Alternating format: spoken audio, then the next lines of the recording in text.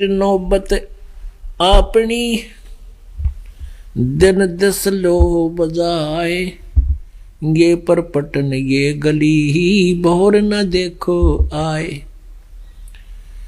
अपनी अपनी डफली कहते हैं 10 दिन खातिर बजा लो जो भक्ति नहीं करते, फिर उसी परिवार में उसी लोक में उसी शरीर में तू दोबारा नहीं आ सकेगा, ना जाने कहां पटक देगा काल। कबीर कहाँ गर्भियो ये चाम लपेटे हाडे, हैवर ऊपर छतर सिर ते भी दिए खाड़। परमात्मा कहते हैं इस माटी के महल में क्यों मगन बया क्यों मूड, और कर परमेश्वर की बंदगी उस साईं को तत्ब्रह्म को ढूंढे।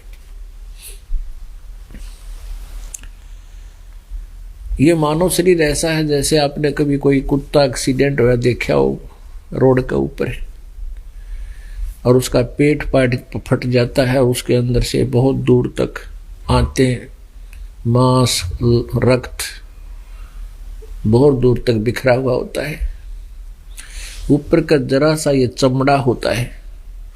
तो परमात्मा कबीर जी कहते हैं कहाँ गर्भियो कहाँ अभिमान करता है इस मिट्टी के पुतले का, तो फूला नहीं समाता, अहंकार का अंत नहीं इसमें। ये तो चाम लपेटे आड़, आड़ों के ऊपर हड्डियों के ऊपर चाम लपेट रखा है, और हैवर ऊपर छतर सिर ते भी देवा खाड़। यानी राजा लोग जिनके सिर पर छतरी तान कर चला करते थे एक आदर सत्कार और धूप से बचने के लिए, कहते हैं वो शरीर भी खड्डे में दबा दिया गया, माटी में दबा दिया गया। अब ये मन मानता नहीं, अब आत्मा की जो है ये अपनी चलाता है।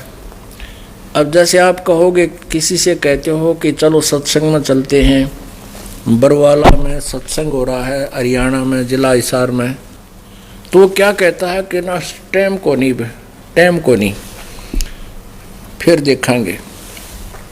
और थोड़ी सी देर में कोई ये कह देता है कि वहाँ सर्कस आ रहा है उस शहर में चलेगा, और कहाँ किस टाइम होगा, किस टाइम से इस टाइम, तुरंत तैयार हो ले। एक भक्त बताया था, कहने लगा जी मैं अपना मित्र खास मेरा, और उसको मेरे क्या बात समझ में आ गई, उसको बताने लगा तो वो नहीं मानता। अब मित्र होने के नाते मैं उसके साथ खूब घुल मिला हुआ था, तो उसको काफ़ी कुछ कह भी देता था। एक दिन मैंने यहाँ आना था, उससे पहले दिन शाम को वो मिल गया मुझे रास्ते में, तो मैंने उसे जिक्र कर दिया कि वो ऐसे ऐसे सत्संग में चलेंगे, चाल मेरे साथ, कल चल पड़ते हैं, रात का सत्संग सुनकर आ जाइए। तो कल परसों अपनी ड्यूटी बजा था, कोई बात नहीं। बोला मन टाइम को नहीं भाई, तो पागल हो लिया, मेंटल हो रहा है। तो मैंने सोचा सवेरे फिर चालूँ, कहा हूँ उसने मान जा तो उसका भला हो जा। तो पता लगा कि वो तो कंपटीशन सुनने जा रहा है। कंपटीशन होता है यहाँ हरियाणा में, एक और रिवाज सी चल रही है, कई गायक इकट्ठे हो जाते हैं, रागनियाँ गाते हैं, और वहाँ से कम 100 किलोमीटर दूर। और ने बोला परसों आओगा, मैं कति सारे लूट का होगा वो कि, तो वहाँ से और कहीं और हो रहा था वहाँ भी। तो पुण्यात्मा ऐसे ही इस मन को यदि कहें चलो सत्संग में, यूँ कहता है ना मन टाइम को नहीं, और कहते हैं ऐसे कोई रास्ते में चलते हुए ऐसे दो भक्त दो आपस में बतला रहे हो, बातें कर रहे हो कि वहाँ कंपटीशन हो रहा है। ये हरियाणा में विशेष खासकर एक कंपटीशन की ज़्यादा ही एक उत्सुकता थी लोगों में। तो वहाँ उसने पूछेगा, वैसे तो वो बातें आप ही कर रहे हैं, उससे बताना भी नहीं चाह रहे हैं, वो उनके पास जाता है और नो कहता भाई कहाँ हो रहा है कंपटीशन। उन तो सारी डिटेल लेगा और 100 काम छोड़ देगा, उड़ा जा बैठे कंपटीशन में।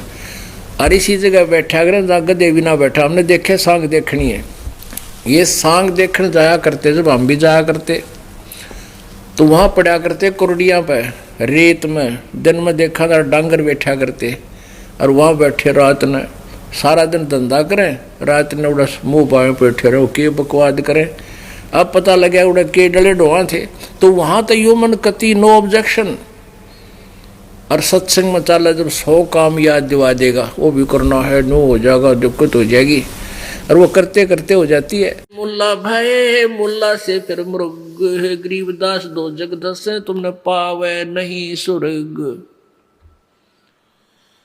अब शिक्षा दिया करते परमात्मा कि आज तुम मुर्गे को काट रहे हो, अगले जन्म में काजी तू मुर्गा होगा और मुर्गा बनेगा मुल्ला, फिर यूं तेरे गर्दन काटेगा। ऐसे क्यों पंगे में पा दे रखा आपने। काजी कलमा पढ़त है, बच्चे फिर कुरान है। गरीबदास इस जुल्म से तेरे डूबे दोनों जिहान। एक तरफ तो तू कलमा पढ़ बकरे और मुर्गियां का जो है ना गऊ का की गर्दन काटे, और फिर पवित्र पुस्तक को लेकर फिर उसने पढ़े, क्यों ड्रामा कर रहे हैं।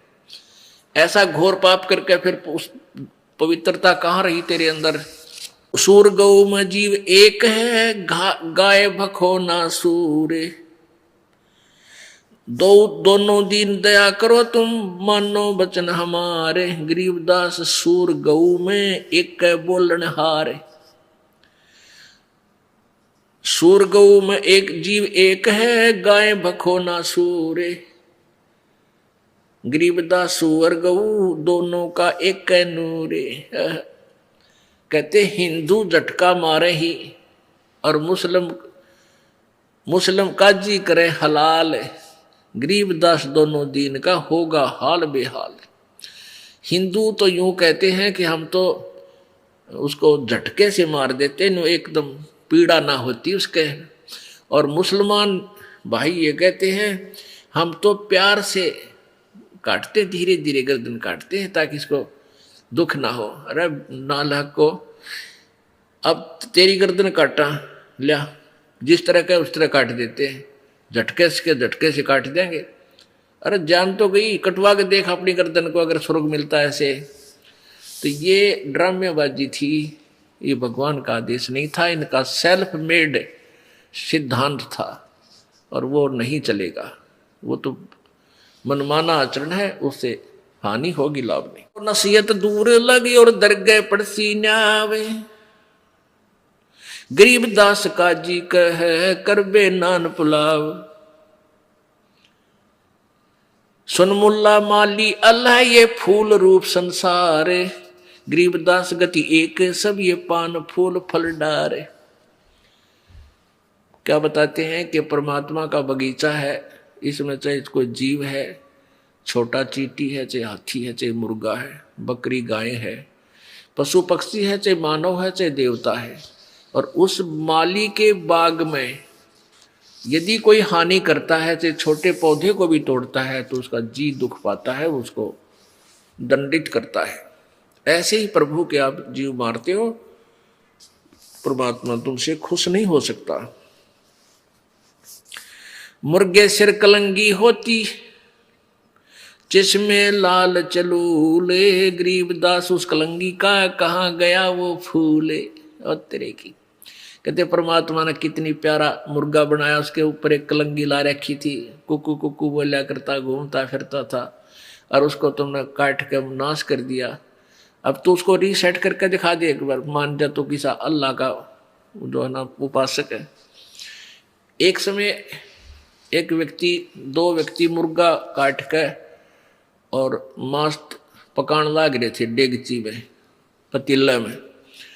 एक साधु संत भक्त वहां आ गया, वो पूछने लगा, रहा भक्तों क्या बना रहे हो। वो भगत वो बोले, भाई बाबा जी मुर्गा बनावे हैं। मुर्गा बना रहे हो, भाई दिखाना मुर्गा कैसे बना है, कैसा बनते हो, मुझे भी दिखा दो। उन्होंने पतीले का ढक्कन उठा दिया और उसमें वो मांस पके था, और उसके पांख पड़ी साइड में, वो सिर की कलंगी वो अलग पड़ी वहीं पर। तो भगत बोला, वो संत बोला, रे निकम्म्यो, तुमने जब बिगाड़ दिया, यो बना के दिया, बना तो भगवान ने रखा था, यो तुमने जुल्म कर दिया, तो बिगाड़ दिया, नाश कर दिया इसका काट के। तो कहने का भाव ये है कि परमात्मा कह रहे हैं तुमने इसी प्यारी आइटम को, इसी प्यारे प्राणी को मार दिया और अपने स्वाद के लिए। बकरे भेंट चढ़ाए जाते हैं। अब तो प्रोसीजर थोड़ा बदल दिया है, पहले तो कटवाया करते वहां जाके। अब वहां क्या करते हैं कि कोई बालक बीमार हो गया या उसकी कुशल के लिए क्या करते थे, माता, हे माता तेरा एक बकरा बोल दिया तेरे भेंट चढ़ाऊंगी। वह बुढ़िया बोल दिया करती अपने पोते पोती की खैर के लिए। और फिर जैसे ये बच्चे के जो प्रथम बाल होते हैं, इनको क्या करा करते, पहले अपने इष्ट धाम पर चढ़ा कर आया करते। तो परमात्मा क्या कहते हैं, हम कैसे मूर्ख बना रखे थे इन नकली संतों ने। वह बुढ़िया यानी दादी अपनी पुत्र वधू को और उस पोती या पोते को जो नवजात शिशु होता है उसको लेकर गुड़गाम वाली पर जाकर माता पर जाती है।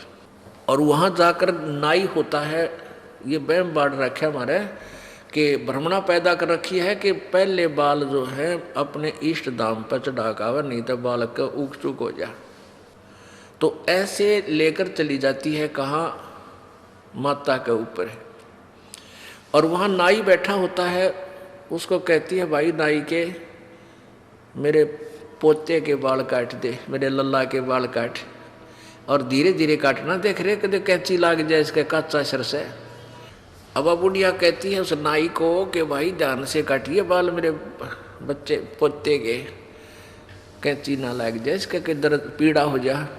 कहते अपने लल्ला की तो इतनी चिंता, तेरा कैंची का भी दर्द थोड़ी चुभ ना जा। और एक बकरी का लल्ला लेके और उसका गला कटवा दिया। अरे तेरा गजब भैया, एक बकरी का बच्चा लेके उसका गला कटवा दिया, माता तेरा भेंट चढ़ा दिया। इन मूर्खा ने न्यू मूर्ख बना रखे थे। अच्छा वह माता ये बकरे खावेगी, वह तो डायन होगी, फिर वह तो डायन होगी। माता तो काजू खावे, किशमिश खावे, सेब संतरे खावे, हलवा बनवा ले, पूरी बनवा ले रहे बूढ़े आदमी हो। और वह माता बैठी है बड़ा कुत्ते मुत्ते। जी नमस्कार। नमस्ते सत साहेब सर। क्या नाम है जी आपका? राधा गणेश यादव। राधा जी कहाँ से आए हैं आप? जिला सातारा, महाराष्ट्र से। जी क्या करते हैं आप? मैं पहले एक कंपनी में अकाउंटेंट थी। अभी मेरा जेंट्स वेयर कबीर साहब गारमेंट कपड़े का शॉप है खुद का। राधा जी, संत रामपाल जी महाराज की शरण में आने से पहले आप क्या भक्ति साधना करते थे? जैसे हमारे घर में मतलब जैसे हमारे समाज में पारंपरिक भक्ति थी वो करती थी, और जो भी बड़े लोग करते हैं वह उनका ही देख के मैं भी गणेश जी की और गुरुदेव दत्त जी की भक्ति करती थी। मेरे को ना बचपन से ही भगवान बहुत प्रिय लगते थे। उनकी मूर्ति ना जहाँ कहीं भी मैं अपने पिताजी के साथ जाऊँ तो वहाँ से मूर्ति खरीद के लाती थी, घर में उनको बिठाती थी मंदिर में, और उनके साथ घंटों बातें करती थी कि आप भगवान हो, आप कभी तो सामने आओगे। ऐसे में भक्ति करती थी। तो मैं ऐसे ही बचपन से भक्ति करती थी। जैसे जैसे मैं स्कूल जाने लगी, बड़ी होने लगी, जब मैं कॉलेज में गई थी तब मैं महाराष्ट्र में संतों की भूमि है तो मैंने ज्ञानेश्वरी ग्रंथ पढ़ा, भगवत गीता पढ़ी। तो उसमें से मेरे को इंटरेस्ट आने लगा कि ये कुछ अच्छा है, तो मैंने उस पर स्टडी करना शुरू किया। जैसे कि वहाँ को रात को 9 से 12 बजे उनके प्रवचन होते थे, कीर्तन होते थे, वो मैं सुनने जाती थी, डायरी लेके जाती थी, मैं सब नोट करती थी कि वो एक अध्याय लेते हैं या फिर एक दोहा लेते हैं और उस पे वो विस्तारित से बात करते हैं, बताते हैं कि हमने कैसे जीवन जीना है, नहीं जीना है। तो मेरे को वो अच्छा लगने लगा, तो मैंने भी उस पे स्टडी किया और मैं भी खुद एक वक्ता बन गई। मैं भी प्रवचन करने लगी कॉलेज के टाइम में ही। तो मैं ऐसे देखती थी कि जब भी सारे श्रद्धालु आगे बैठते हैं और मैं प्रवचन करती हूँ तो वो मेरे से ये चाहते हैं कि ये हमें कुछ मतलब उनके जो दुख थे वो उनका दुख का निवारण मैं करूं। लेकिन मेरे को ही एक दुख था कि मेरे को भगवान चाहिए था जो मेरे को नहीं मिल रहा था। तो मैं उस बात से संतुष्ट नहीं थी कि जो मैं बता रही हूँ इनको ये सही नहीं है, मेरे को सही भगवान चाहिए, मेरे को भी कोई गुरु चाहिए, मैं खुद गुरु नहीं बनना चाहती थी। तो राधा जी, आपकी जो परमात्मा की तलाश थी वो कैसे पूरी हुई? जी, मेरी शादी होने के बाद, मैं बचपन से इतनी भक्ति करती थी, तो शादी होने के बाद 6 महीने में मेरे को उस घर में मतलब जहाँ पे मेरी शादी हुई वहाँ पे मेरे को ये बात पता चली कि इनके घर में जो छोटा संतान है उसको कभी पुत्र प्राप्ति नहीं होता था। तो मेरे को तो ये बात सुन के बहुत डर लगा कि मैं तो भक्ति पहले से ही करती थी, तो मैंने और भक्ति बढ़ा दी। तो मेरे को ये बात था कि गुरु करना चाहिए, गुरु से मोक्ष मिलता है या गुरु करने से कुछ हमें लाभ भी मिलते हैं। जैसे कि मेरे को संतान नहीं था तो मैं इनकी खोज में थी ही, तो मैंने रत्नागिरी में जाके नरेंद्र महाराज करके है उनसे नाम दीक्षा ली, उनकी भक्ति करने लगी। उन्होंने कुछ गन गन गनात बोलते ऐसा मंत्र दिया, वो करने लगी। मैं साल भर वो मंत्र किया, इतने मन से किया, लेकिन फिर भी मेरे को संतान प्राप्ति नहीं हुई। इसके साथ मैं डॉक्टर को भी ट्रीटमेंट कर रही थी। जैसे कि मेरे हस्बैंड आर्मी में थे तो मैं हरियाणा, पंजाब, जहाँ भी उनके साथ जाऊँ, जहाँ जाऊँ वहाँ बड़े डॉक्टर को दिखा रही थी।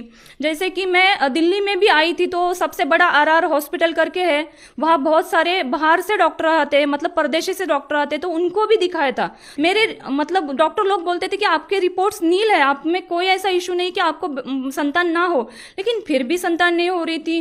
वैसे भी मैं आध्यात्मिक में ज़्यादा रुचि रखती थी, तो मैं भगवान पे भरोसा करती थी कि है भगवान तो वो मिलेगा।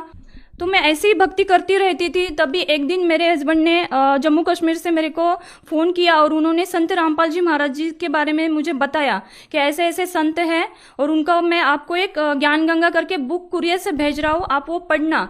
उनके सत्संग आते हैं, उनके सत्संग आते वो भी सुनना, एक मेमोरी कार्ड भी लेना, मतलब डाउनलोड करना यूट्यूब से। ऐसे करके मेरे को उन्होंने सब बात बताया कि आप ढूंढ लो, सर्च करो तो आपको उनके सत्संग भी मिलेंगे। तो उन्होंने मेरे को बुक भेजा, तो मैंने वो बुक पढ़ना शुरू किया, फिर उनके सत्संग देखना शुरू किया।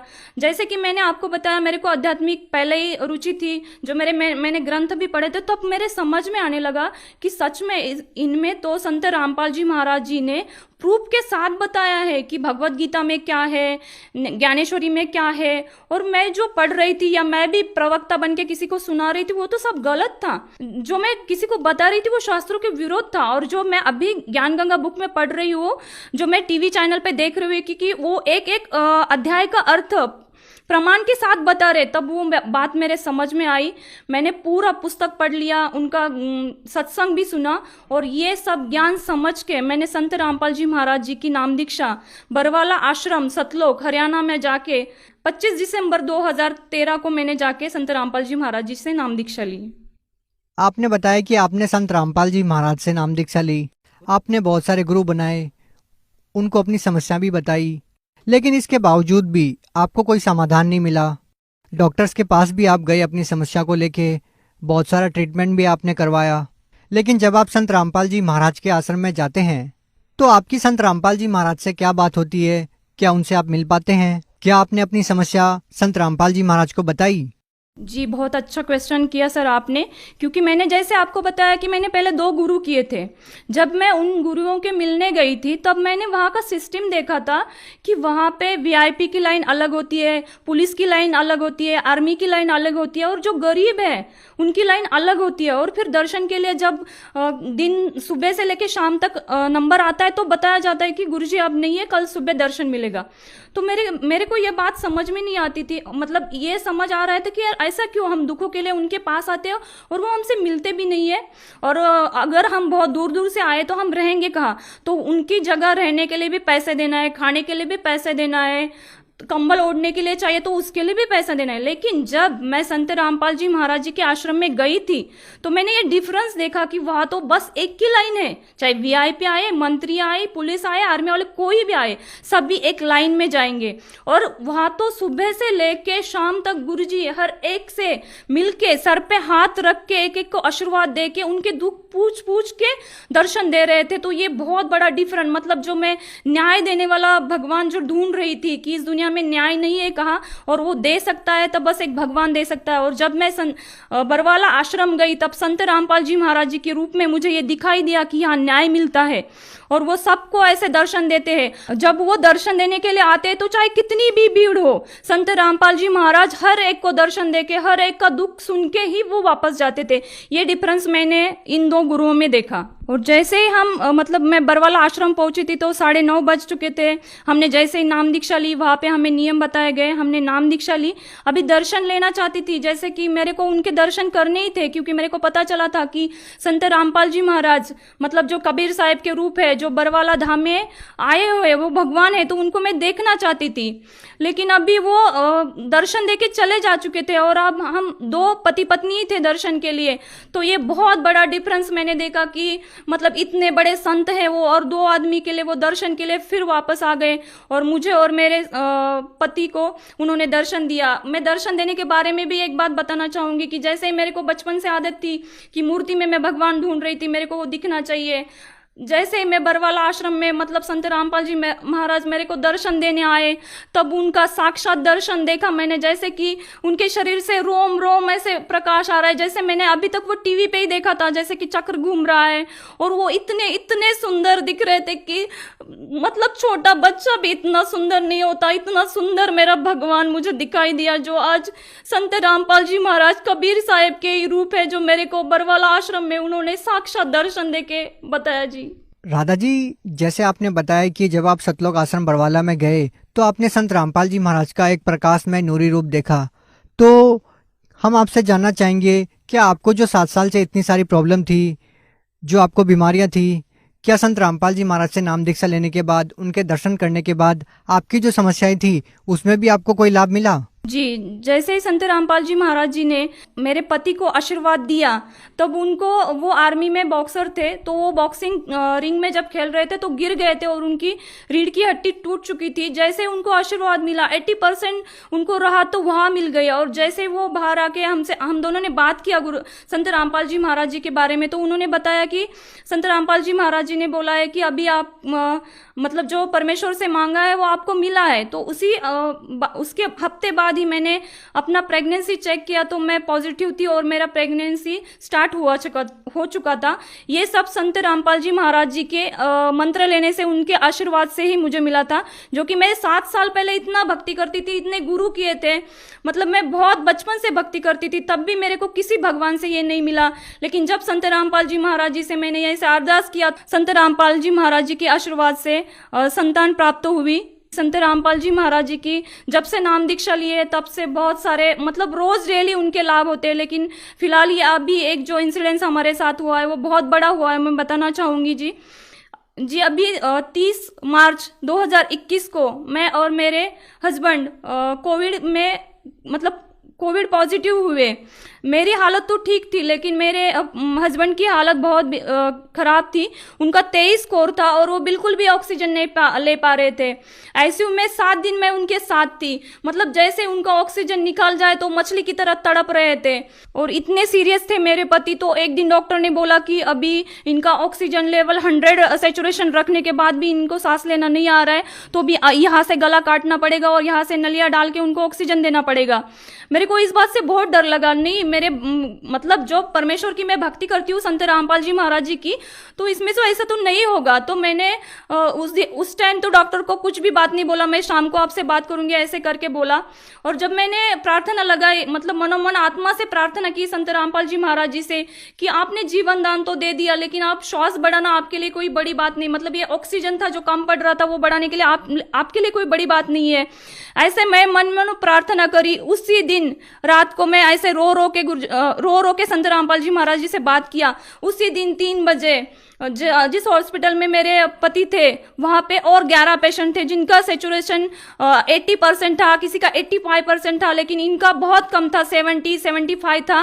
तो मतलब सबसे खराब स्थिति इनकी थी, सबसे पहले ये मरने वाले थे। ऐसे डॉक्टर ने बोला था कि आप इनके ऊपर पैसा मत खर्च करो। लेकिन जब मैं संत रामपाल जी महाराज जी से ऐसा बात किया, उसी दिन 3 बजे गुरुजी संत रामपाल जी महाराज जी ने मेरे हस्बैंड को दर्शन दिया, उनको अमृत जल पिलाया। और जैसे ही उनको अमृत जल पिलाया, उनके फेफड़े जो 23% मतलब डैमेज हो चुके थे, वो इतने, मतलब जैसे अमृत जल पिया तो उस फेफड़े में से वो अंदर जाते हुए उन्होंने महसूस किया और उसके बाद उनका सैचुरेशन बढ़ने लगा। डॉक्टर भी हैरान था कि सुबह ऑपरेशन करवाना है। जब उन्होंने आके देखा तो इसका सैचुरेशन तो बढ़ गया, इसको अभी ऑपरेशन की कोई जरूरत नहीं। और जैसे हॉस्पिटल में वो 11 पेशेंट और थे जो जिनकी स्थिति अच्छी थी और मेरे हस्बैंड की स्थिति बहुत खराब थी। तो मैं 1 हफ्ते की बात बता रही हूँ, उस हफ्ते में वो 11 के 11 पेशेंट चले गए। लेकिन पर संत रामपाल जी महाराज जी की दया से मेरे हस्बैंड की जान बच गई और उनको ऑक्सीजन के साथ डिस्चार्ज दिया गया। जो ऑक्सीजन उनको दिया था वो डॉक्टर ने बोला था कि कम से कम आपको 3 महीने घर में जाके ऑक्सीजन लेना पड़ेगा, आप चल नहीं पाओगे, आपको बेड रेस्ट ही करना है। लेकिन संत रामपाल जी महाराज जी की दया से 13 दिन ही मैं खुद ऑक्सीजन लगाती थी, निकालती थी, मैं उनकी देखभाल करती थी, तो मैंने आंखों से देखा है 13 दिन के बाद ही उनका ऑक्सीजन पूरा निकल गया और अपने पैर से वो खुद चलने लगे। ये बहुत बड़ी दया परमेश्वर की हुई है। मैं और एक दूसरा लाभ बताना चाहती हूँ। जब मेरा बच्चा 9 मंथ का था तो मैं और मेरे हस्बैंड बाइक पे जा रहे थे, 70 की स्पीड से बाइक चला रहे थे। हस्बैंड अचानक से आगे से कोई आ गया तो उन्होंने अर्जेंट ब्रेक लगाया। बच्चा मेरी गोदी में था, मैं ऐसे गिरी, मैं 5 फीट आगे गिरी, उससे आगे भी मेरा बेटा 5 फीट आगे गिरा। संत रामपाल जी महाराज जी की दया से बस मेरे को थोड़ा सा खरोच यहाँ पे आया, लेकिन जो मेरा बेटा है ना उसको कुछ भी नहीं हुआ। तो ये कितना बड़ा चमत्कार है। इतना छोटा बेटा, मैं उछल के कूदती हूँ, उससे भी आगे बेटा कूदता है तो उसको कितनी चोट आनी चाहिए थी, लेकिन संत रामपाल जी महाराज जी की वजह से उसको कुछ भी नहीं हुआ। ये मेरे को जीवन दान दिया मेरे बेटे को संत रामपाल जी महाराज जी ने। बहन जी, जैसा कि आपने बताया कि संत रामपाल जी महाराज ने आपको इतने सारे जीवन दान दिए, आपके बच्चे को जीवन दान दिया, इतनी सारी समस्याओं से आपको बचाया, तो आप भगत समाज को क्या संदेश देना चाहते हैं? जी, मैं भगत समाज को, मेरे भाई बहन को ये संदेश देना चाहती हूँ कि देखो, हम सुशिक्षित है, आज सभी को ज्ञान है कि हमें पढ़ना चाहिए। हर एक कोई ना कोई किसी दुख से परेशान है, कोई ना, मतलब हम सब भगवान की खोज करते हैं, तो हमें ये देखना चाहिए कि भगवान कौन है, हम यहाँ कैसे आए हैं। तो मैंने भी बहुत सारे किताबें पहले पढ़ी थी, तो मेरे को समझ में नहीं आता था कि इसमें कुछ बताया भी है।